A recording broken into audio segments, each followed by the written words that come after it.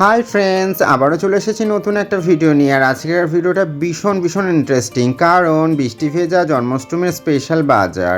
তো ভিডিওটা স্কিপ না করে ফুল ভিডিওটা দেখতে থাকো, আশা করি তোমাদের অনেক ভালো লাগবে। যারা এখনও পর্যন্ত আমার পেজটা ফলো করোনি অবশ্যই ফলো করে দিও।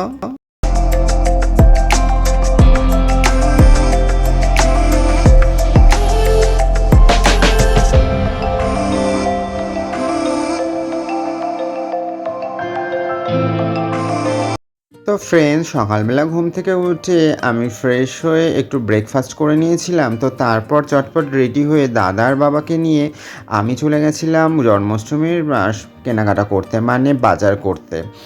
তো আমি আজকের বাজার করতে যাব শিয়ালদার কোলে মার্কেটে, যেখানে কম বাজেটের মধ্যে সমস্ত কিছু হাতের কাছে পাওয়া যায়। আমরা চলে এসেছিলাম বাজারতে আসার পর আমরা একটা অটো বুক করে নিয়েছিলাম, যেহেতু আমাদের যাওয়া আসার অসুবিধা যাতে না হয়, আর প্রচুর জিনিসপত্র নেওয়ার আছে, সেগুলো আনার যাতে অসুবিধা না হয় তার জন্য।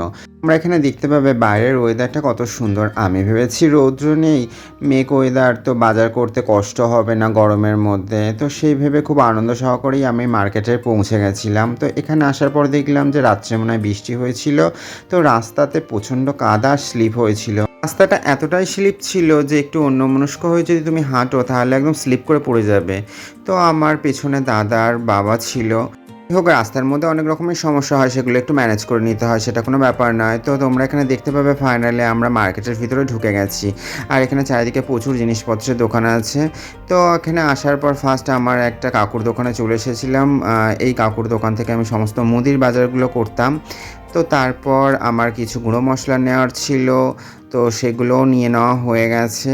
তবে এই মার্কেটের মধ্যে আমার অনেক দোকানগুলোর সাথেই পরিচিত, কারণ আমি প্রায় সময় মার্কেটিং করতে আসতাম আগে, মানে মাসকাবারি বাজারগুলো আমি এখান থেকেই বেশিরভাগ করতাম। তো যাই হোক, অনেক দিনই আসা হয় না, তো পূজার যেহেতু অনেকটাই জিনিসপত্র নেওয়ার ছিল, তো তার জন্য আমরা এখানে চলে এসেছিলাম। আর কিছুটা মার্কেটিং করার মুখেই দেখছি যে হালকা বৃষ্টি পড়া স্টার্ট হয়ে গেছে। তো আমার তো টেনশন হয়ে গেছিলো, কারণ আমার অর্ধেক জিনিসপত্র নেওয়া হয়েছে, বেশি জিনিসপত্র কেনা হয়নি।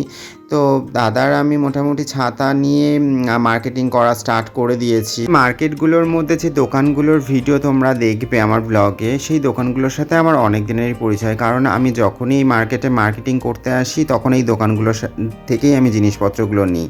তো এখানে যেমন মোমবাতিগুলো দেখবে, কি বিশাল বড় মোমবাতি, মানে একটা মানুষের সাইজের এক একটা মোমবাতি। যাই হোক, আমার যা জিনিস নেওয়ার ছিল মোটামুটি নেওয়া হয়ে গেছিলো, আর কিছু জিনিস বাকি ছিল। তো তার মধ্যে এত জোরে বৃষ্টি এসে গেছিলো, তোমরা দেখতে পাবে যে গলিটাতে একটা মানুষ নেই, শুধু বৃষ্টি, মানে এত জোরে বৃষ্টি পড়ছে যে আর মানুষ দাঁড়াতে পারছিল না। তো তার মধ্যেও ভিজে আমি আর দাদা কেনাকাটা করছিলাম। আর তোমরা এখানে দেখতে পাবে দাদা অলরেডি পুরো ভিজে গেছে। তো এখানে আমাদের কিছু গোটা মশলা নেওয়ার ছিল, তো সেগুলোই দাদা বলছিল নেওয়ার জন্য। আর বাইরে এতটাই বৃষ্টি হচ্ছে যে একদম বিরক্তি লাগছিল, যে কি করব না করব বুঝতে পারছিলাম না। তো যাই হোক, সমস্ত কেনাকাটা করে আমরা অটোতে উঠে পড়েছিলাম। আর আমি তো মোটামুটি ভিজে গেছিলাম, দাদা তো পুরোটাই ভিজে গেছিলো। আর বাবা যেহেতু একটা দোকানের মধ্যে বসেছিল, তো তেমন একটা ভেজেনি। তো তোমরা দেখতে পাবে শিয়ালদার এই রাস্তার মধ্যে মানে অলরেডি এতটাই জল জমে গেছে যে মানুষ, মানে দাঁড়ানোর তো দূরের কথা, মানে হেঁটে যে যাবে সেইটুকুও প্লেস পাচ্ছিল না। ফুটপাতের দোকানগুলো অলরেডি জল পুরো উঠে গেছে ওপর পর্যন্ত। যাই হোক, আমরা তো গাড়ির মধ্যে বসেছিলাম, আমরা চলে আসব, কিন্তু ফুটপাতের এই দোকানগুলোর মানুষগুলোকে দেখে সত্যিই খুব খারাপ লাগছিল যে তারা কীরকমভাবে সময়টা কাটাচ্ছে। তো যাই হোক, আজকের এই রকম বৃষ্টি ভেজা শপিংয়ের ভিডিওটা তোমাদের কেমন লাগলো অবশ্যই কমেন্ট করে জানিও, আর ভালো লাগলে লাইক করে দিও। তো দেখা হবে আবার নেক্সট ভিডিওতে।